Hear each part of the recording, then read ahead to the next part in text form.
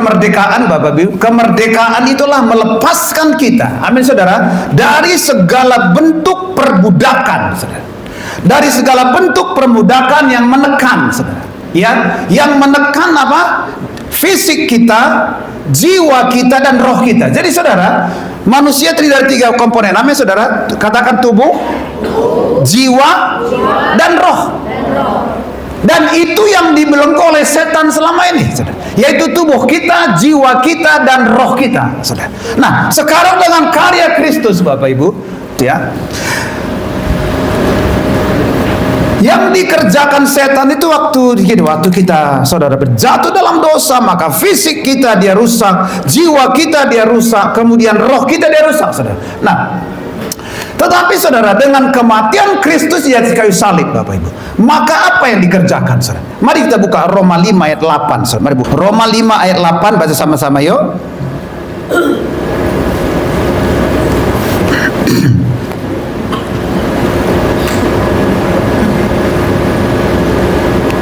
Sudah ketemu semua?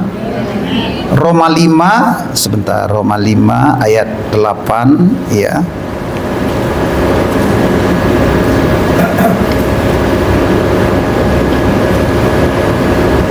Menunjukkan kasih-Nya kepada kita oleh karena Kristus telah mati untuk kita ketika kita masih berdosa. Lebih-lebih karena kita sekarang telah dibenarkan oleh darah-Nya, kita pasti akan diselamatkan dari murka Allah. Jadi yang pertama, Bapak Ibu, Yesus menebus kita untuk apa? Untuk membuat roh kita benar-benar merdeka.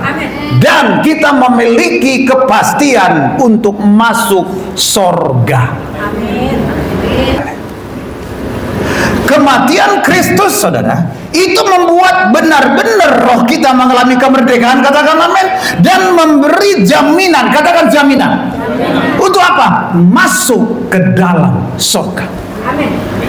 Saudara bisa tanya, di nabi manapun, agama manapun di muka bumi ini, tidak ada satu pun yang berani menjamin masuk surga. Siapa yang paling yakin, saudara, membawa saudara ke surga? Yang sudah datang dari surga atau yang datang dari tempat lain? Siapa satu yang datang dari surga? Yesus. Makanya dia garansi supaya kamu benar-benar merdeka dari segala bentuk perbudakan dalam roh kita. Jadi waktu kita percaya Yesus, yang pertama diselamatkan roh kita. Amin, saudara. Waktu terima Yesus, roh kita diselamat. Kalau mati langsung masuk surga. Nah, tetapi, ada di kata Adrian Roger bilang begini. Menjadi di dalam Kristus berarti diterima sepenuhnya. Amin, saudara. Dan selamanya dan benar-benar bebas. Nama saya Bebas Pinam, saudara. Jadi kalau saudara dalam Kristus, saudara diterima. Katakan, saya diterima selama-lamanya dan benar-benar merdeka. Tidak ada suatu kuasa manapun yang bisa membelenggu saudara. Tetapi ada bagian kedua dari tubuh manusia. Hidup manusia itu adalah tubuhnya, saudara. Tubuh kita ini. Kalau saudara bisa baca nanti Lukas 22 ayat 44, dikatakan Yesus itu waktu dia di Taman Getsemani, saudara. Saudara? Waktu di Taman Getsemani, saudara. Sebenarnya Yesus itu matinya di kayu salib atau di Taman Getsemani, saudara? Matinya di kayu salib atau di Taman Getsemani? Saya ulangi, di kayu salib atau di Taman Getsemani? Mati benerannya di Taman di kayu salib, tapi keputusan untuk siap mati buat saudara ada di Taman Getsemani. Nah, saudara, Yesus rela ditolak, saudara, diludahi, direndahkan, ditampar, bahkan menanggung tekanan batin yang begitu luar biasa. Namanya kalau ilmu kedokteran namanya hematohidrosis. Yaitu gini Bapak Ibu, pembuluh-pembuluh darahnya pecah, yaitu pembuluh darah keringat kita itu, saudara. Karena dia pecah, maka tetesan-tetesannya keluar, saudara. Itu tetesan darah, saudara. Penderitaan dan terpecahnya pembuluh darah itu adalah sebab karena apa? Karena tekanan jiwa, karena stres yang ekstrim, tekanan emosi yang luar biasa. Kalau masa sekarang, saudara, itu kemungkinannya kalau gangguan kecemasan akut, saudara. Sehingga tetesan-tetesan darah Yesus keluar pada waktu dia bergumul, saudara. Apakah, bagaimana dia menyelesaikan semua hutang dosa manusia? Artinya begini Bapak Ibu, kalaulah Kristus, atau karena Kristus sudah mengalami tekanan jiwa yang paling berat dalam hidup dia, maka saya terlalu percaya, seberapa berat pun stres Bapak Ibu, seberapa berat pun tekanan jiwa Bapak Ibu, Yesus sanggup menyembuhkannya. Sekarang saudara, kemarin saudara, ya mungkin ada demo-demo kemarin Bapak Ibu, betul Bapak Ibu ya. Saudara takut nggak kira-kira kemarin? Nggak takut? Waduh, hebat sekali nih. Nggak ada yang takut? Luar biasa. Oh, saya mungkin bukan karena demo, atau mungkin saudara difitnah, sakit nggak hatinya? Dihianati, sakit nggak hatinya? Dikecewakan, sakit nggak hatinya? Tetapi semua sudah diselesaikan oleh Tuhan Yesus. Jadi harusnya saudara, orang Kristen saudara, sudah tidak kepahitan lagi. Coba bilang sama, karena Kristus sudah menyembuhkan jiwa saya tidak harus mengalami gangguan area jiwa saya. Amin Bapak Ibu. Joyce Meyer bilang begini, kesembuhan dari jiwa itu mulai pada waktu di kayu salib. Amin saudara.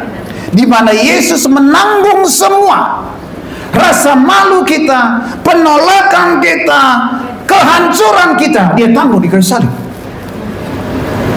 Kira-kira sakit nggak ditolak Bapak Ibu? Kalau cintanya ditolak, sakit nggak hatinya? Pemberian saudara ditolak, sakit nggak? Tetapi Yesus sudah menanggung semua. Saudara, Pak, tapi saya disakiti terus Pak, dikecewakan Pak, difitnah, dihajar Pak. Bagaimana saya nggak sakit hati Pak? Saya ini kan manusia Pak, bukan malaikat Pak. Benar, siapa bilang malaikat? Kalau malaikat nggak ketemu kita. Tetapi ada firman Tuhan begini, besi menajamkan besi, manusia menajamkan. Tahun 2025 ini adalah tahun The Great Harvest. Betul apa betul? Tahun penuaian. Saudara, saya ragu, apakah saudara pernah lihat padi?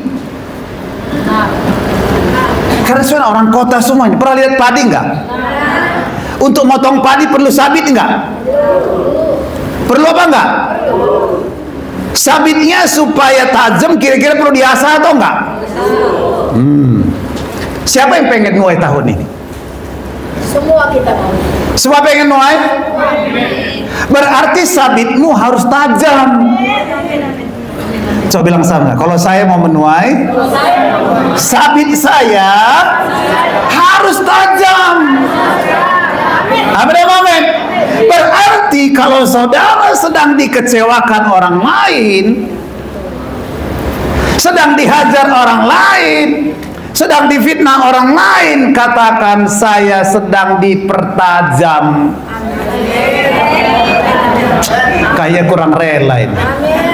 Coba bilang sama-sama, kalau saya disakiti orang lain, itu pertanda saya sedang dipertajam supaya saya bisa dapat tuaian. Yang percaya tepuk tangan buat Tuhan kita. Katakan haleluya. Jadi kalau lagi ada orang kecewakan saudara, terima kasih, kamu sudah pertajam saya hari ini. Ini serius ini, jangan serius enggak nih? Serius apa enggak ini? Amin saudara ya. Jadi jangan tambah lagi kecewa saudara. Justru waktu kita dipertajam oleh teman-teman kita, artinya kita akan menuai jiwa-jiwa, menuai berkat, menuai buah roh. Semua kita akan tuai tahun ini. Setuju katakan amin saudara. Nah, tetapi ada area yang ketiga dari tubuh, dari hidup manusia. Pertama, yang ketiga adalah tubuh kita. Yesus Bapak Ibu dicambuk 39 kali. Sebenarnya bukan aturan dari Roma, tetapi bagi bangsa Israel cambukan itu adalah maksimal 40 kali. Supaya nggak kelebihan dibuat 39 saudara. Kalau orang tentara Roma mencambuk terserah dia berapa kali. Tapi saudara, kalau aturan daripada saudara bisa baca nanti Ulangan 25 ayat 3, mereka itu maksimal memukul, mencambuk orang lain adalah 40 kali. Supaya nggak sampai 40, nggak kelebihan, dikasih 39. Mana tahu salah hitung gitu. Menurut WHO Bapak Ibu, ada 39 macam jenis penyakit. Misalkan sakit jantung, bisa gangguan pompanya toh, betul? Bisa gangguan apa lagi? Pembuluh darahnya, betul? Bisa gangguan listrik jantung, macam-macam. Tetapi yang penting saudara, ada 39 jenis penyakit saudara. Tetapi dikatakan Yesus, oleh bilur-bilurku kamu telah disembuhkan. Itu berarti apa? Penyakit apapun penyakit saudara sudah diselesaikan oleh Tuhan Yesus. Siapa yang percaya? Katakan sama-sama, oleh bilur-bilur Yesus aku telah disembuhkan. Amin saudara. Semua jenis penyakit. Berarti apa? Tidak ada penyakit yang tidak bisa diselesaikan. Karena apa? Karena secara de jure artinya secara hukum Bapak Ibu sudah diselesaikan Yesus di atas kayu salib. Secara de facto saudara terima dengan iman. Amin saudara. Maka saudara, dengan kematian Kristus kita mengalami kemerdekaan roh kita. Amin saudara. Kemerdekaan jiwa kita, kemerdekaan tubuh kita saudara. Sehingga saudara, kematian Kristus tujuannya adalah untuk memerdekakan kita supaya kita sungguh-sungguh merdeka. Yang percaya katakan amin saudara. Sekarang apa sih tujuan Yesus memerdekakan kita? Yang pertama adalah supaya kita tidak menjadi hamba dosa. Amin saudara. Hamba itu kira-kira punya hak enggak Bapak Ibu? Atau seorang hamba itu dia harus taat enggak sama tuannya? Apapun harus ditaati oleh seorang hamba, betul? Jadi kalau seorang hamba dosa, maka apapun perintah dosa itu akan dilakukan oleh kita. Kira-kira ngeri nggak Bapak Ibu? Apapun perintahnya kita lakukan. Makanya dengan kematian Kristus, Tuhan mau kita ini tidak lagi diperhamba oleh dosa. Setuju katakan amin. Galatia 5 ayat 1 berkata begini, bagaimana kita melawannya Pak? Berdirilah teguh dan jangan mau lagi dikenakan kuk perhambaan. Apa arti berteguh saudara? Berdiri teguh berarti apa? Jangan goyah. Sekalipun ada tantangan, jangan goyah. Sekalipun banyak godaan, jangan goyah. Banyak ajaran-ajaran palsu hari-hari ini, jangan goyah. Dia teguh. Maka ada lagunya, sekali Yesus, selamanya Yesus, harapanku tak akan hilang, karena kasih-Nya sekarang ku ada. Oh Yesusku, ku cinta Kau selamanya. Pertama tadi ditegur. Yang kedua, jangan mau dikenakan koko bagi saudara. Sapi atau lembu untuk bisa digunakan, dia taruh kok. Betul apa enggak? Ditaruh kok supaya bisa dikendalikan. Jadi saudara, jangan lagi mau menjadi kendalikan oleh dosa. Jangan mau lagi hidup kembali kepada dosa masa lalu. Ya setuju, katakan amin.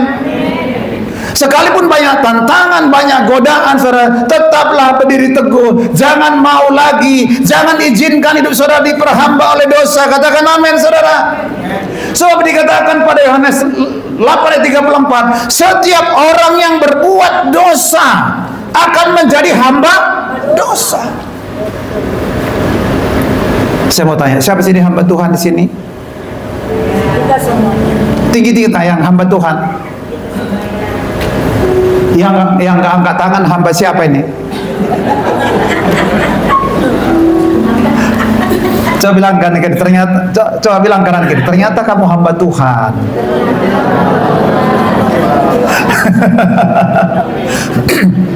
Yang hamba Tuhan bukan cuma pendeta, Bapak Ibu.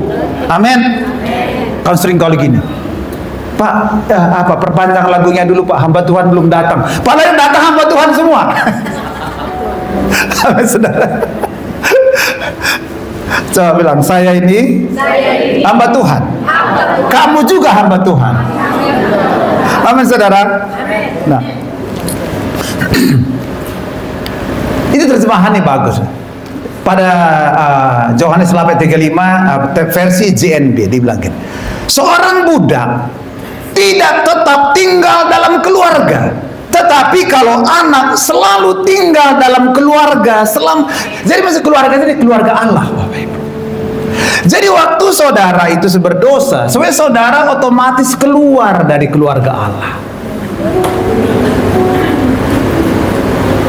Kalau nggak bertobat, ya tetap di situ.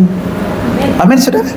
Tetapi kalau saudara tetap mempertahankan hidup tidak berdosa, maka saudara akan tetap tinggal di dalam kerajaan Allah, di dalam keluarga kerajaan Allah. Tetapi waktu saudara berdosa, saudara kehilangan apa? Waktu saudara berdosa, sudah berdosa, tidak kembali. Misalkan gini, saudara, berdosa dan hidup tinggal dalam dosa berbeda nggak kira-kira? Kalau berdosa, saudara, artinya ya berdosa, tobat lagi, betul? Tapi hidup di dalam dosa, udah di situ terus, saudara. Sehingga walaupun dia selingkuh, dia nggak merasa nggak berdosa. Walaupun nyolong, dia nggak merasa berdosa, karena sudah hidup di dalam dosa. Coba saudara, kira-kira enak nggak berbohong, Bapak Ibu?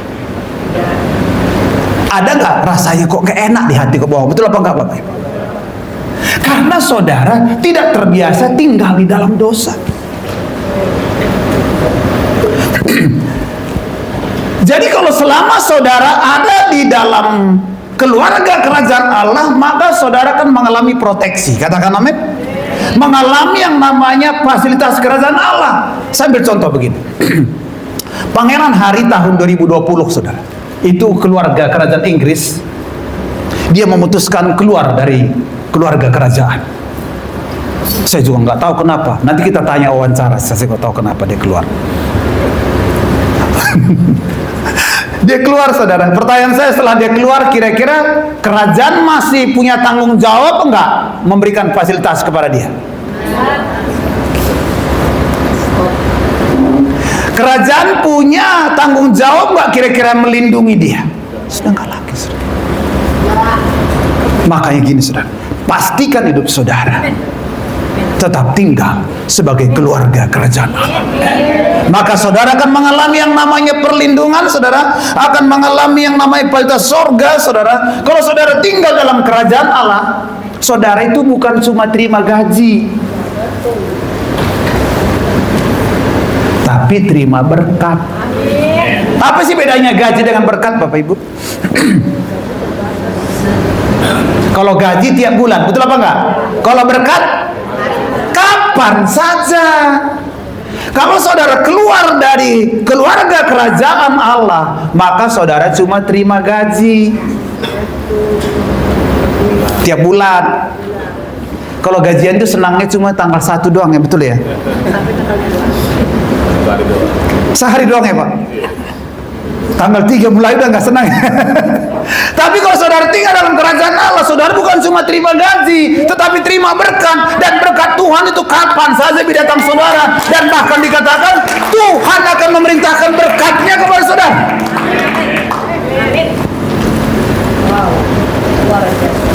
Saya contoh Maria, Pak. Maria ibu Yesus.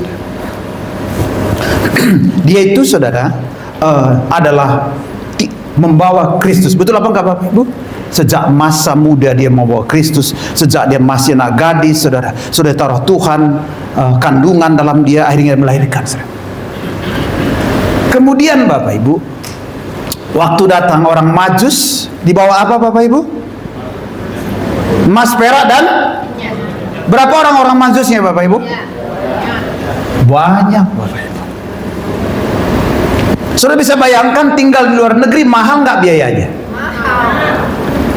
Maria dan Yusuf dan Yesus tinggal di Mesir selama 3 tahun. Dari mana duitnya?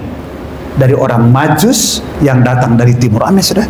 Jadi begini, maksud saya gini, kalau saudara itu tetap menjadi anak-anak Allah, tetap berdalam keluarga kerajaan Allah, maka saudara akan mengalami berkat Tuhan. Setuju katakan amin saudara? Jadi Yesus Bapak Ibu memerdekakan kita melalui apa? Kebenaran. Katakan kebenaran yang diketahui dan dimengerti. Jadi ada 2 cara Yesus memerdekakan kita. Pertama lewat kematian. Amin saudara. Kedua lewat firman-Nya Bapak Ibu.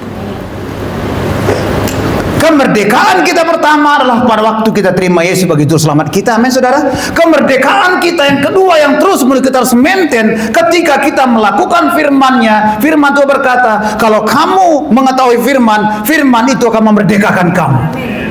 Jadi Bapak Ibu, kalau saudara semakin banyak mengerti firman Tuhan, semakin banyak saudara dimerdekakan. Amin saudara. Makanya saya dorong terus Bapak Ibu baca firman. Amin saudara. Supaya apa? Supaya Bapak Ibu itu tahu kebenaran firman Tuhan. Sebab kebenaran firman Tuhan itu akan memerdekakan kita. Setuju? Katakan firman Tuhan itu berkuasa waktu didengar atau waktu dilakukan. Sambil contohin. Siapa sini udah pasti beli handphone, beli mobil lah ya, beli mobil atau beli motor, sepeda motor. Waktu beli sepeda motor itu saudara dikasih nggak manual booknya? Dikasih nggak manual booknya? Kalau baru ya, kalau baru, ya bekas juga ada manual booknya toh. Kemudian saudara pernah baca nggak manual booknya? Atau main tancap aja, gas saja? Gaspol langsung. Ini misalkan aja nih, kalau motor sih ada nggak dia bahan bakarnya diesel, ada nggak ya motor? Nggak ada. Ambil contoh mobil aja lah ya, mobil aja. Kalau mobil kan ada diesel, ada bensin, betul Bapak Ibu ya. Nah, kan di manual booknya ditentukan ini diesel atau premium saudara. Maka kalau saudara nggak baca manual book, anggaplah saudara belum tahu. Harusnya diesel saudara kasih bensin, meledak tuh mobil. Jadi kalau kita benar-benar melakukan, kalau dia mobil bensin kasih bensin, maka kita bisa menikmati kuasanya. Sama halnya dengan firman. Kalau kita terima firman Tuhan dan kita lakukan, maka kita menerima kuasa firman itu. Haleluya, amin saudara. Jadi Yesus memerdekakan kita dari dosa supaya kita bisa melihat dengan mata rohani yang terbuka, sehingga kita bisa menikmati fasilitas dan suasana surga. Setuju katakan amin saudara. Nah yang kedua, kenapa Tuhan memerdekakan kita? Mari buka sama-sama yuk Galatia 5 ayat 13 Bapak Ibu. Galatia 5 ayat 13 kita baca sama-sama yuk.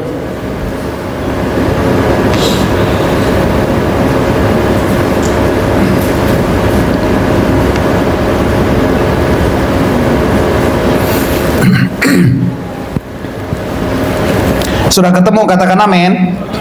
Baca sama-sama yuk Bapak Ibu. 1, 2, 3. Saudara-saudara, memang kamu telah dipanggil untuk merdeka, tetapi janganlah kamu mempergunakan kemerdekaan ini sebagai apa? Kesempatan untuk apa? Kehidupan dalam dosa. Melainkan apa? Melainkan layanilah seorang akan yang lain oleh kasih. Jadi tujuan kedua kenapa Tuhan merdekakan kita, saudara, adalah supaya kita melayani orang lain dengan kasih Kristus.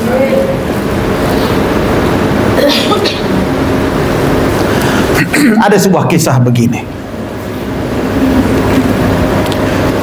Kisah ini saudara, kakak adik Bapak Ibu. Ya.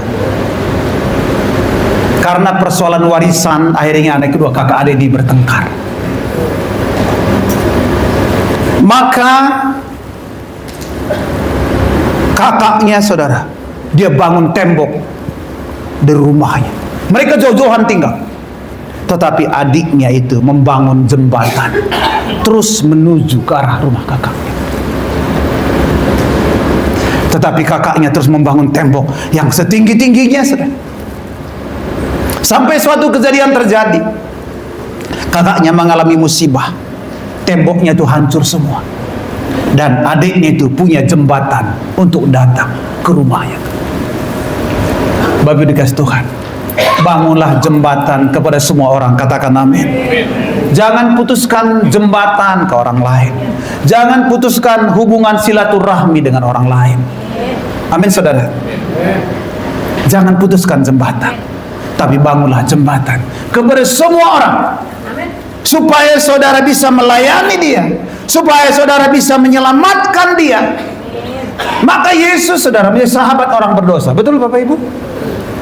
Orang Farisi menjauhi orang berdosa, tetapi Kristus mendekati orang berdosa. Karena Yesus mengasihi kita, maka dia turun dari sorga untuk menemui orang berdosa, saudara saya. Itulah yang disuruhkan Tuhan kepada kita. Kenapa kita dimerdekakan? Supaya kita bisa melayani orang lain, membangun jembatan kepada semua orang, supaya lewat jembatan yang kita bangun, kita bisa menyelamatkan sebanyak orang. Katakan amin saudara. Pelayanan kasih, saudara, butuh nggak biaya, Pak? Betul nggak Bapak Ibu? Tetapi gini, firman Tuhan berkata, Yohanes 10 ayat 10 dikatakan, iblis datang mencuri, membunuh, dan tetapi Kristus datang untuk memberikan hidup dalam segala kelimpahan. Semua sudah diberikan berlimpah oleh Tuhan. Katakan amin. Tetapi Matius 6 bilang, berikanlah kami hari ini makanan kami yang diberkati melimpah, makan coba bilang, saya diberkati berlimpah, tetapi makan secukupnya. Katakan yes. Supaya apa? Supaya kita bisa menolong orang lain. Kalau diberkati melimpah, makannya melimpah, apa yang terjadi? Tetapi kalau saudara diberkati melimpah, makanya lagunya kadang-kadang gini, aku diberkati sepanjang hari hidup. Gantianlah kamu kan begitu. Ini selalu begini terus. Tapi kalau jemaat WTC Ballroom enggak begitu. Jemaat WTC Ballroom diberkati berlimpah, makan secukupnya. Katakan amin. Iya, secukupnya beda Bapak Ibu. Kalau saya 2 piring baru cukup. Maksudnya gini saudara, kita belajar juga menolong orang lain. Katakan amin saudara. Jadi jangan tunggu kaya dulu baru nolong orang lain. Amin apa amin? Oh saya Pak akan memberkati kalau sudah kaya Pak. Ya keburu mati kita. Setuju Bapak Ibu? John Stott bilang begini, Kristus memerdekakan kita dari keegoisan, sehingga kita hidup juga bisa menolong orang lain. Amin. Amin saudara. Amin. Amin. Jadi hidup kita bukan untuk diri kita sendiri, saudara. Sama seperti pohon mangga, bukan buat dirinya sendiri, dia juga berguna buat orang lain. Amin. Yang ketiga, yang terakhir, supaya kita dapat menjadi hamba. Coba sama-sama sedikit ayat lagi, Bas. Kita akan perjamuan kudus setelah ini. 1 Petrus 2 ayat 16.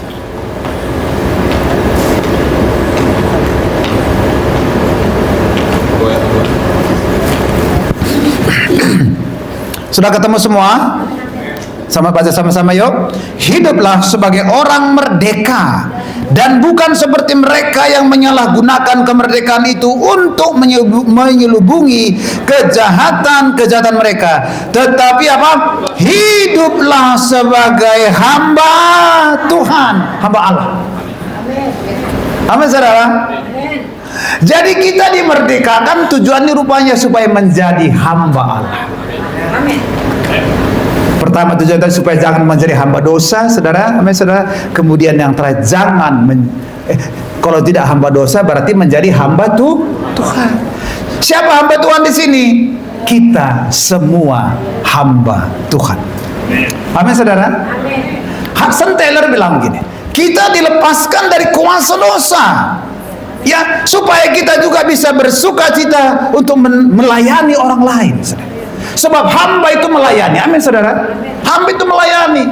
Jadi saudara, Yesus bilang begini, apa saja kau lakukan kepada saudaraku yang paling miskin, engkau telah melakukannya untuk aku. Jadi pelayanan kasih adalah pelayanan seorang hamba Tuhan. Semua kita hamba Tuhan. Amin, saudara. Lukas 1:8, hamba Tuhan adalah setiap orang yang siap melakukan segala kehendak Tuhan. Amin, saudara. Jadi saudara, kalau saudara siap melakukan segala kehendak Tuhan, maka saudara itu hamba Tuhan, saudara. Amin, saudara. Dan dikatakan hamba Tuhan adalah orang yang menjadikan mimpi Tuhan menjadi mimpi dia. Sehingga gini, saudara, waktu kita, kalau hamba Tuhan itu melakukan apa yang Tuhan inginkan. Amin, saudara.